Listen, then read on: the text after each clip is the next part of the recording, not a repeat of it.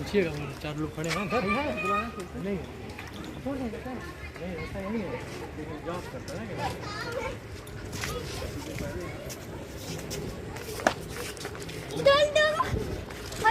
तो हमनी के आज बानी जब बालापार गांव में, और यहाँ पे हमनी के कुछ ग्रामीण लोग से भी बात कल जाओ कि का एजा के मुद्दा बा और आगे जौन नया प्रधान बनी है उनका से का आशा रही।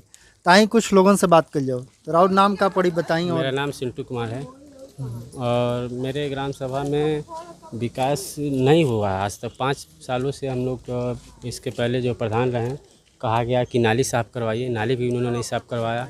और हम लोगों ने कहा कि कुछ लोगों के मकान नहीं है, झोपड़ी में रहते हैं, जैसे सामने एक झोपड़ी है तो उनकी मकान दिया जाए, वो भी नहीं किए वो काम। और कुछ लोग लाल कार्ड से भी वंचित हैं, वो ऐसे लोगों को बना दिए जो उनके साथ चलते हैं, भले से उनके घर में नौकरी है या संपन्न है, उनके बिरादरी के लोगों के पास ज़मीन है, उसके बाद भी उन लोगों का उन्होंने ललका कार्ड बना दिया। यहाँ लोगों को सफ़ेद का कार्ड दिया, किसी को पीला कार्ड दिया। तो हम लोग सोच रहे हैं कि परिवर्तन हो, दूसरा प्रधान आए और जो हम लोग समस्या उसको दूर हो किया जाए। बहुत बहुत धन्यवाद।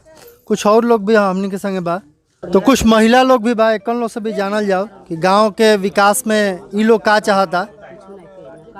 तो का राहुल का कहल बा अपन लोग भलाई करी हैं, अपन समस्या क्या बोला, का दिक्कत बा, का नहीं सब दिक्कत बा, का मिलल बा, घर देख के गई ना, घर दे ना कहाँ से हमके घर आयल हमार मर्द हमार लखनऊ लेके चल गई, कुछ नहीं का बनल, कुछ नहीं बनल बा। मर्दे के लेके हम चल गई लखनऊ, तन हमार घर काट के दूसरे के दे दे ना।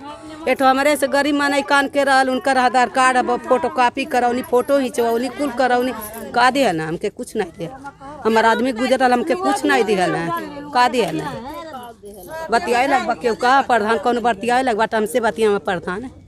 तो अभी रउआ सब का चाहतनी कि कोनो नया प्रधान होखे, नया तरीका से विकास होखे, बढ़िया बढ़िया प्रधान के बन जा तब तक ठीक है बा। के भाई बढ़िया प्रधान होखा कि गरीबे मनन के सहारा दें, मदद दें, तब तक ठीक है बा। कोनो गलत कहते हमार घर गिरल, हमार घर आयल, हमार चली गई ना, कवन हमके फायदा दिया ना। हमार आदमी मरल कई साल हो गए। कुछ और लोग भी भाई यहाँ से बात कर जाओ। जी बताई। 3-3 4-4 घर बना ना, हमन का झोपड़ी से पानी बरस तक बुनी बहरे ना जाई। हमन के ना परेशानी बाटी के रोले रोवाए ना, हमन के आवत बा। दूसरा प्रधान हो जाओ ठीक है। ठीक है, बहुत बहुत धन्यवाद। नमस्कार। तो आज हमनी के बानी जा ग्राम सभा बालापार में, और जैसन कि अभी हमनी के पीछे देखनी है जा, काफ़ी लोगन से गांव में बात करनी है जा। गांव के लोग काफ़ी समस्या के बारे में बात कइल है कि केहू के आवास के दिक्कत बा। हमनी के गांव में घूम के भी देखनी है जा, जहाँ पे कई जगह पे नाली एकदम भरल रहल बिया, रास्ता पले पानी आइल बा।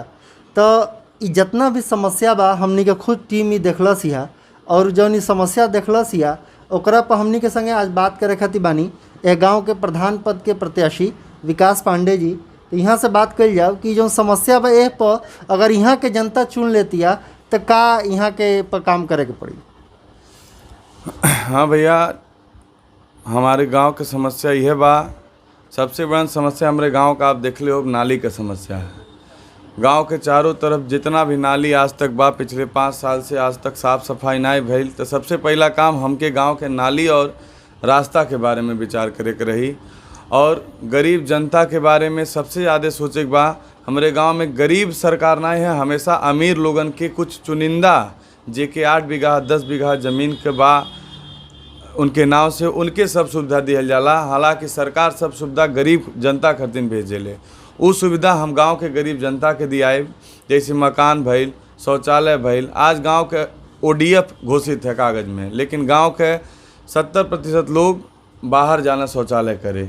ये सबसे बड़ा दुख के बात बा हमरे लिए। और सबसे बड़ा समस्या बा गांव के रास्ता के। कई लगभग गांव के 30% आबादी ऐसन बा जौन की जेकरे लिए सरकारी रास्ता ना है, केहू न केहू के नंबर से जाला चाहे कहीं से जाला, तो ओके हमेशा ही डर बनल रहला कि कब हमारा रास्ता रुक जाई। वो उतना जनता के हम रास्ता के निवारण करब। और गांव के जैसे वृद्ध बुजुर्ग विकलांग लोग जे बाटा, केहू के पेंशन तक ना आवला। आज के समस्या सबसे बड़ा नहीं बा, वो गांव के लोग के पेंशन का व्यवस्था कइल। गरीब लोगों का आज के डेट में दूसरे गांव में हम देखनी जहां 5 साल में पिछले 100 मकान बनल बा, 100 से ऊपर मकान बनल बा। हमरे गांव में 4-5 गो मकान आयल बा और स्थिति बा कि 25-30 लोग ऐसन बाटे कि टीना टप्पर और झोपड़ी में रहत बाटे और सरकार कही बा कि हम एक एक घर पक्का बना दे। आज गांव के सबसे बड़ा समस्या महिला सशक्तिकरण के बा। महिला के तरफ केहू के कोनो ध्यान नहीं बा। महिला लोग का करथिन का महिला करथिन सरकार भेजत या ओकरे पीछे केहू नहीं ना पढ़ाई लिखाई के। हमरे गांव के एक बार के बात हमरे गांव में आयल रहल कि प्राथमिक विद्यालय इंग्लिश मीडियम हो जा।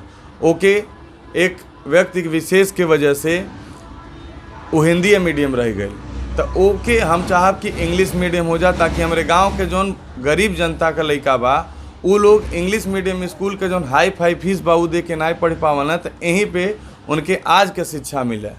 ये गांव के गरीब हम बस सबसे यह अनुरोध बा कि एक बार हमके मौका मिली तो ये जान ली कि गांव बालापार में गरीब जनता का सरकार बनी, गरीबी हटाए खातिर, गरीब जनता के आगे बढ़ाए खातिर हर जौन चीज़ सरकार जेकरे लिए भेजत या हमार मतीबा कि वो चीज़ उनके मिले के चाहिए।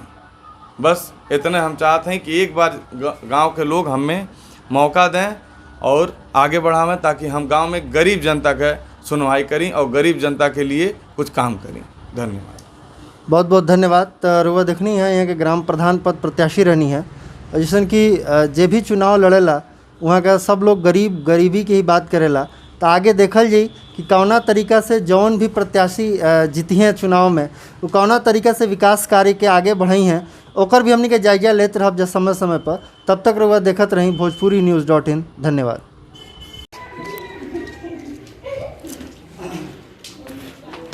प्रत्याशी आ रहे हैं।